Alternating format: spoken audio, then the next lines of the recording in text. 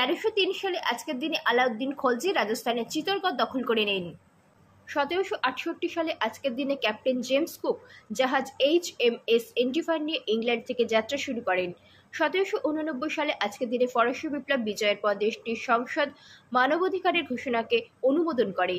1883 সালে আজকের দিনে ইন্দোনেশিয়ার ক্রাকাতোয়া অগ্নুৎপাতে 36,000 লোকের মৃত্যু হয়।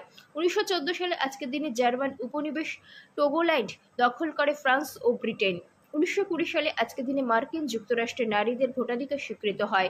1927 সালে আজকের দিনে ইন্ডিয়ান ব্রডকাস্টিং কোম্পানি কলকাতায় প্রথম বেতার সম্প্রচার শুরু করে। 1943 সালে আজকের দিনে আজাদ হিন্দ ফৌজ আনুষ্ঠানিকভাবে গঠিত হয়। 1955 সালে আজকের দিনে সত্যজিৎ রায়ের চলচ্চিত্র পথের পাঁচালী মুক্তি লাভ করে। 1970 সালে আজকের দিনে সুদান সরকার সংবাদপত্র শিল্পকে জাতীয়করণ করে। 2005 সালে আজকের দিনে বুরুন্ডির নকুরুনজিজার প্রেসিডেন্ট হিসাবে শপথ গ্রহণ করেন।